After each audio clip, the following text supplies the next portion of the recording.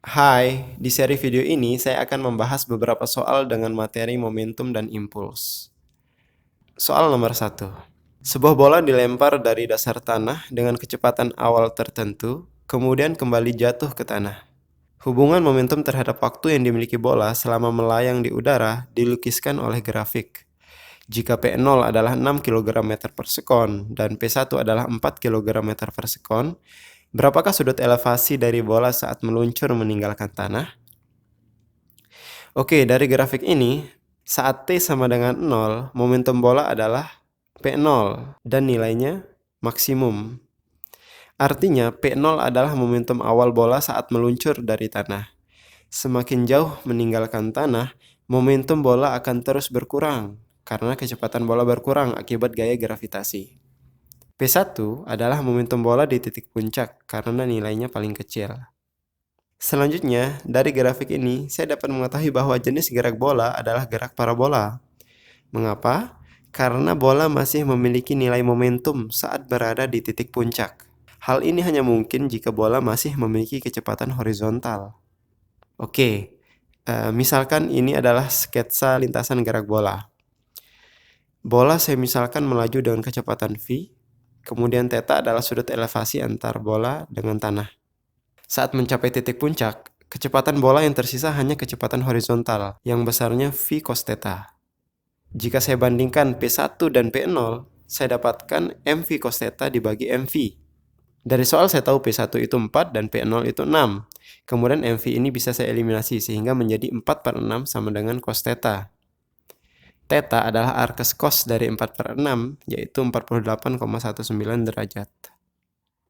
Soal selanjutnya, sebuah eksperimen menunjukkan peluru jenis X bermasa 10 gram dapat menembus balok 100 gram jika memiliki kecepatan minimal 20 meter per sekon.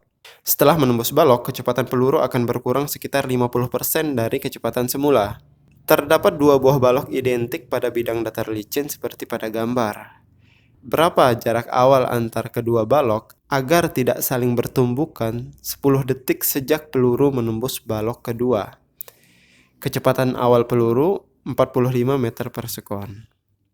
Oke, misalkan jarak antar balok 1 dan balok 2 adalah S. Untuk mengetahui besar S, ini mungkin perlu beberapa tahap.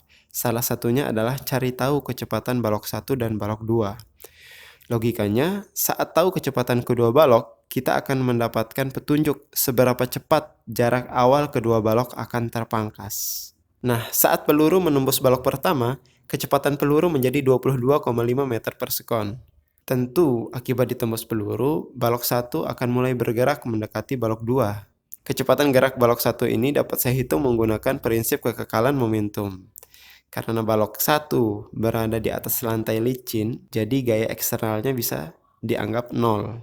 Prinsip kekekalan momentum mengatakan momentum peluru plus momentum balok sebelum tumbukan itu sama dengan momentum peluru plus balok setelah tumbukan. Ini kita turunkan menjadi ini.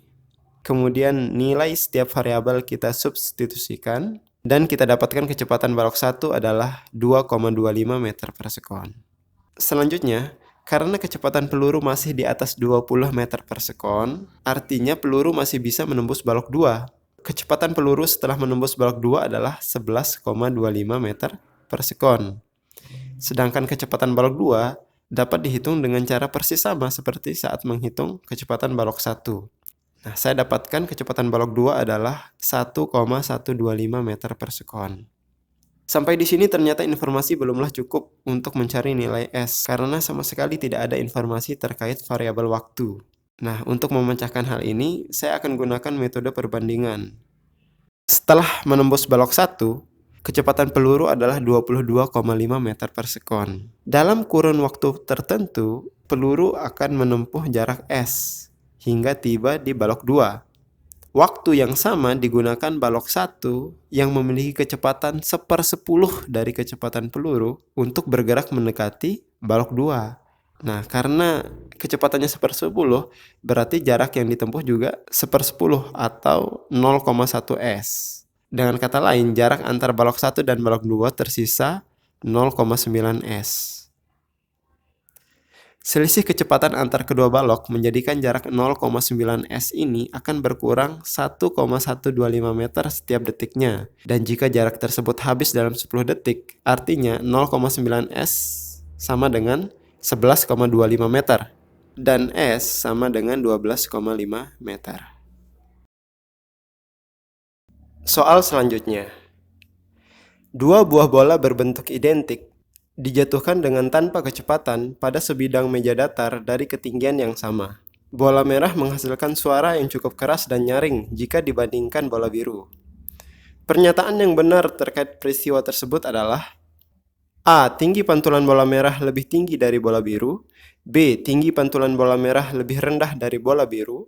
C. Bola merah dan bola biru memiliki tinggi pantulan yang sama. Atau D. Informasi dari soal tidak cukup untuk membandingkan tinggi pantulan bola merah dan bola biru. Nah, jadi misalkan ini dia bolanya. Awalnya kedua bola punya kecepatan sama, yaitu 0. Kemudian saat akan menyentuh meja, kecepatan kedua bola juga tetap sama, karena menempatkan pengaruh gaya gravitasi sama besar. Karena bola merah menghasilkan suara tumbukan yang lebih besar, maka hal tersebut menunjukkan jumlah energi kinetik bola merah yang terkonversi menjadi energi bunyi itu lebih besar daripada bola biru. Jadi, kemungkinan besar kecepatan bola merah setelah tumbukan lebih kecil daripada kecepatan bola biru. Alhasil, tinggi pantulan bola merah lebih rendah dari bola biru.